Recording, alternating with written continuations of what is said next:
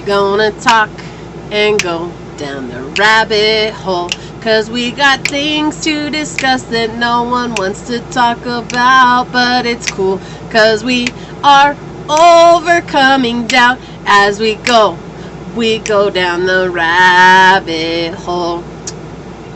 What's up, my fellow creators? Welcome, guys. I hope you're having a phenomenally blessed day. Thank you for joining me for another Topics with Becky and coming down the rabbit hole with me as we go into topics that are very rarely discussed, things that are meant to help expand your consciousness and hopefully see things from a higher perspective. Okay, that's all.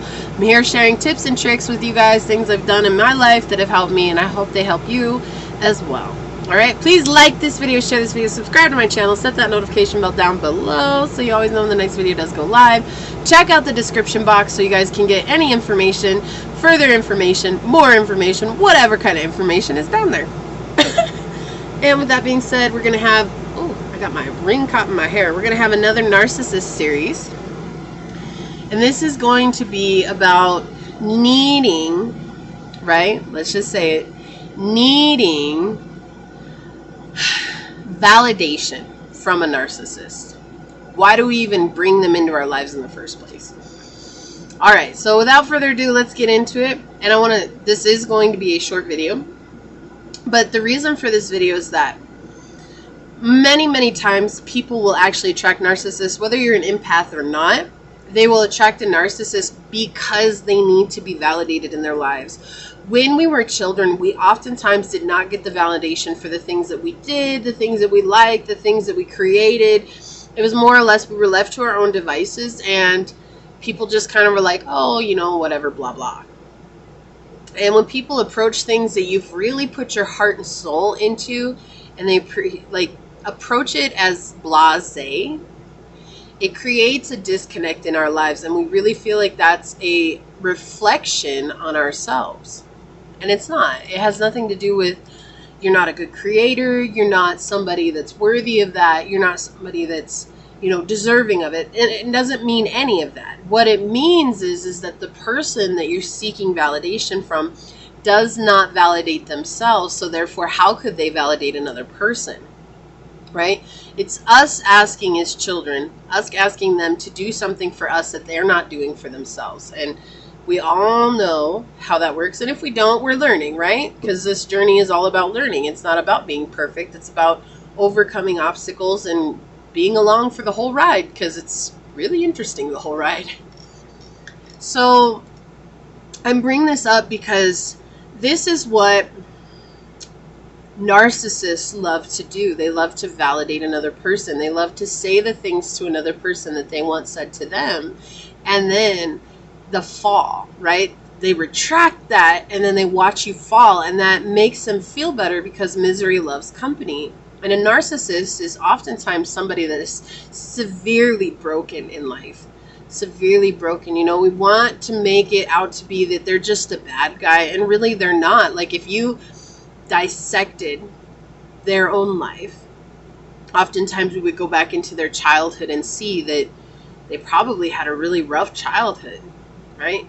Narcissists come from all different walks of life, and they all come from different things that have affected them in different ways. We can't just say, oh, all narcissists were abused as a child, or all narcissists were unloved as a child, or all narcissists were ignored as a child. Whatever it is, there's tons of circumstances that could come up. And it's just whatever happened to them. It could be something that's small, right? It could have been, like I was saying this to a friend the other day, it could have been as small as losing your favorite toy and nobody validating that you felt bad about it. And what happens is as that keeps compartmentalizing and other things keep coming up to try to bring that to a head, rather than letting that emotion emerge, it's like, how can I repress that emotion and not feel it? And so I bring up these videos because I'm so tired of people using narcissists as a reason to not take accountability in their own life. Okay, so that's why I talk about narcissists. I've been around narcissists my whole life. I am a very acute empath, and I have been hurt, brokenhearted, and destroyed by a narcissist because I allowed it. All right. And I'm not here to blame them. I'm not here to blame them. I'm here to say, hey, I take accountability for not being strong enough and giving my power away in my life, because that's exactly what happened. It's what I was trained to do. So anybody, whether you're an empath or not, I'm not here just talking to the empaths. I'm here talking to the whole collective. If you've ever dealt with a narcissist, man or woman, it doesn't matter. Chances are the reason you attracted a narcissist into your life is because you were seeking some sort of validation. And again, that's what they do. They lift you up and then they knock out the bottom, stilt on this foundation. They knock it out, and they love to watch the fall because it means they're not alone in their misery. And I remember my ex, I used to tell him all the time, and he would always tell me I was crazy. I used to tell him all the time, the only time that you're truly happy, like giddy and excited, is when other people are miserable.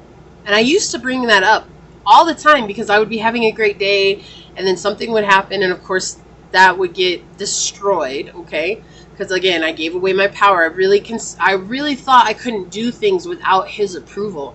It turned into a father-daughter relationship. It was really crazy, and not even a healthy one. It was a very unhealthy one. And because I felt like I couldn't do things without his approval, I had given him all of my power and all the power to destroy me because I really needed his approval. And so I bring this up, so if you're dating a narcissist or if you have a narcissistic family member or friend, why? What approval are you seeking that you're not giving to yourself? It was upon validating myself. It was upon saying, you know what, Becky, you're an amazing individual. You're beautiful. You're smart. You're strong. You're very intelligent. You're emotionally insane. Okay, like in a good way, not in a bad way, in a good way. Like you have so much connection with people, and you're really like putting yourself into a rut because you think that this person is who you're meant to be with. And that's what happens sometimes, is that back and forth, back and forth, back and forth. We almost don't know how to walk away from it because it means that we would have to accept something than what's been normal in our lives for so long. And I come from a family of narcissists, right? Like not all of my family, but there's a lot of narcissism that runs in my family. And I see that now. And as I have healed my own wounds and realize that I don't need their validation anymore, it has given me a chance to step outside of the box that I was living in for my entire life and to see that, wow, they really are reliving their own wounds over and over and over again. And in the long run now, when I see my family members do a lot of their old habits, it's not pity, but I do feel compassion and some sense of sadness for that, because I understand that they're not in a state mentally that they can pull themselves out of that and trust the divine and trust the process and trust happiness, because their happiness has been taken away from them. And they've allowed their happiness to continue to be taken away from them, believing that it doesn't exist. So as an individual that needed validation, we too didn't know what happiness was until we were being validated by another person. And that's what they do. That's what they did. That's what has happened. So in this, I ask you guys, if there is somebody in your life, how can you validate yourself? How can you look at yourself in the mirror and say, I love me.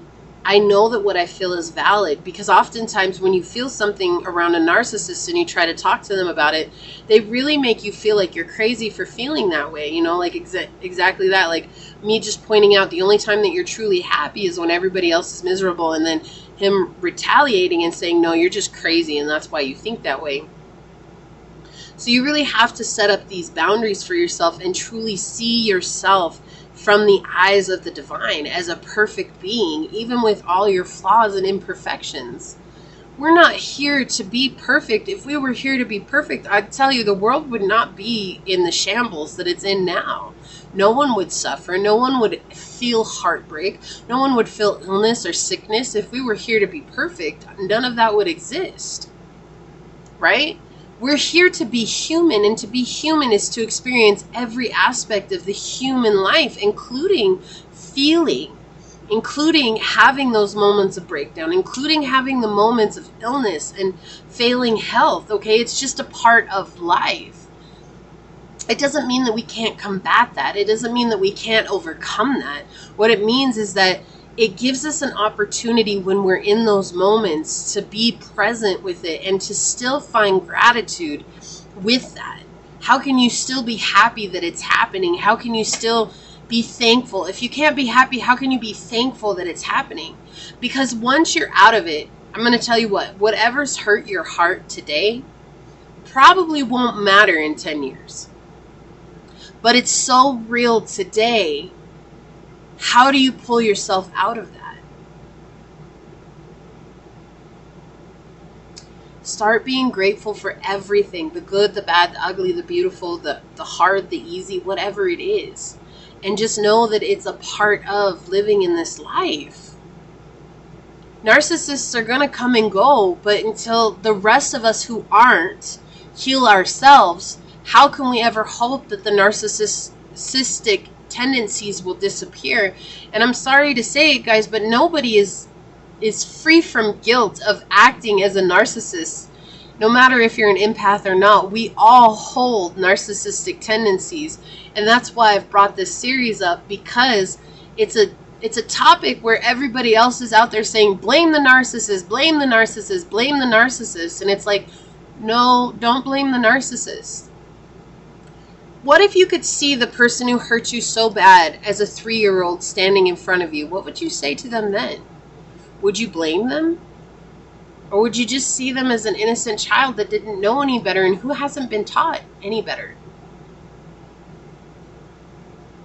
This is what I have for you guys. Please like this video, share this video, subscribe to my channel down below, set that notification bell, and until next time, go forth boldly, my fellow creators, and courageously find creative ways to rise above in life, laughter, and love. Until we meet each other again. Mwah. Peace out. I love y'all. Bye. What's up, what's up, what's up, my fellow creators? Yeah.